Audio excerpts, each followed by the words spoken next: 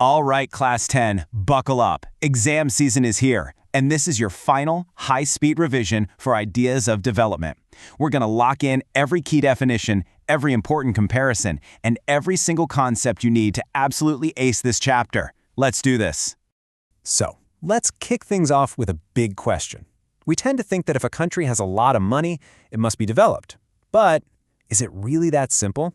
Just keep that question simmering in the back of your mind as we go.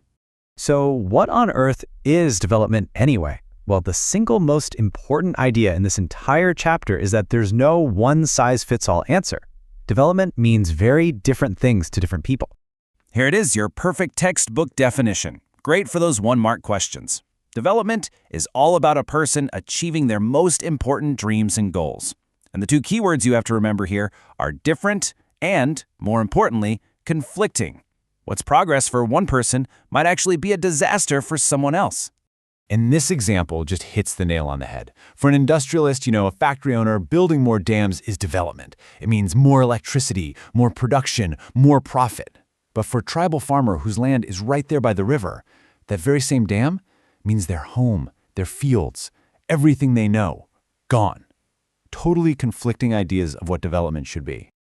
And this isn't just some theory from a book. Look at this real-life example, the protest against the Kudankulam nuclear power plant. For the government, it was a huge development project, a step towards energy security. But for the local people, the fishing communities, it was a direct threat to their lives and their way of making a living. Okay, so building on that, it's pretty clear that development is about way more than just money or big projects. I mean, sure, everybody wants a good income, but that's really just one piece of a much bigger puzzle. Think about it. Besides a higher income, people value things that money just can't buy. You want to be treated with equality and respect. You want the freedom to choose your own path, and you want to feel a sense of security in your life. These are what we call non-material goals, and they are absolutely crucial for true development. Okay, so if development is this complicated personal thing, how in the world do we compare entire countries? We've got to find some common ground, right? A starting point. And the most common one we use is, you guessed it, income. Now this is a must-know definition for your exam. Per capita income is basically just the average income per person. It's a simple calculation. You take the total income of the entire country and divide it by the total population. And this is the main tool the World Bank uses to figure out if a country is rich or poor. Okay, listen up. Pay very, very close attention to this next bit. This is a classic exam question, a real favorite. Averages are useful, for sure, but they have one massive flaw. They hide something really important. Take a good look at this data. If you just do the math, country A and country B look identical. Both have an average income of $10,000, so they're equally developed, right? But just look at how that income is actually spread out. You can see two completely different worlds. So the question for you is pretty simple. Which country would you rather live in? Country A, where everyone is doing pretty okay, or country B? The choice is pretty obvious, isn't it? And here's why. This picture says it all. In country B, 4 people are struggling to get by, while one person has almost all the money. The average looks fine, but the reality is massive inequality. So here's the golden line you need to remember for your exam. Averages hide disparities. They tell you nothing about how income is actually distributed. Now, let's see how this whole thing plays out in the real world with a super important case study comparing 2 Indian states, Haryana and Himachal Pradesh. So, if we only look at per capita income, Haryana looks like the undisputed champion. It's way richer on average than Himachal Pradesh. So, Haryana is more developed. Case closed, right? Well, not so fast. Let's pull back the curtain and look at other vital signs of development. Whoa. In Himachal Pradesh, the infant mortality rate is much lower, and the literacy rate is way higher than in Haryana. So even though Haryana has more money on average, the people in Himachal Pradesh seem to be doing better when it comes to fundamental things like health and education. And speaking of those indicators, here are 3 key terms you absolutely, positively must know the definitions for. Infant mortality rate, or IMR, literacy rate, and net attendance ratio. Seriously, pause and memorize these. They're often asked directly in exams. They're free marks. And this quote from your book just sums up the whole Haryana versus Himachal story perfectly.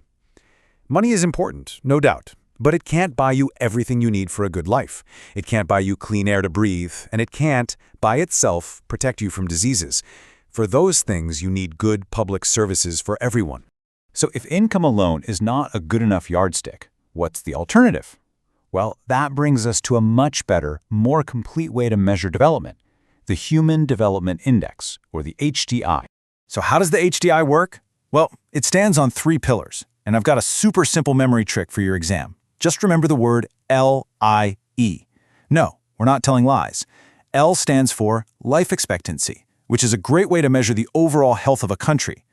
I stands for income. Yep, per capita income is still in there. And E stands for education, usually measured by how many years people go to school. LIE. You won't forget that. And now, look at this table. It's actually pretty surprising, isn't it? Our small neighbor, Sri Lanka, has a much higher HDI rank than India.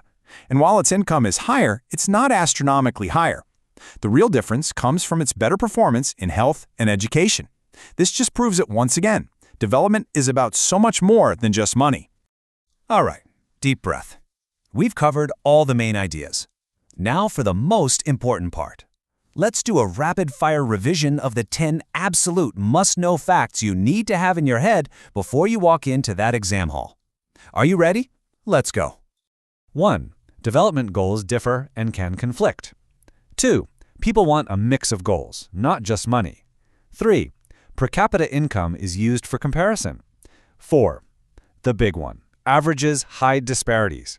5. More money doesn't always mean better health or a lower IMR. 6. You can't buy a pollution-free environment. 7. Public facilities are essential. 8. The HDI is a composite index, a mix of things. 9. HDI is LIE, life expectancy, income, education. And 10.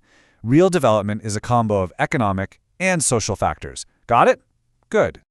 Okay, you're all set. You know this chapter inside and out. So my final question for you is this. If you're in charge and you could add one more thing to the HDI to make it an even better measure of development, what would it be? Maybe a happiness score or how clean the environment is? Just something to think about. That's it for this revision. You are ready for this. All the very best for your exam. Go smash it.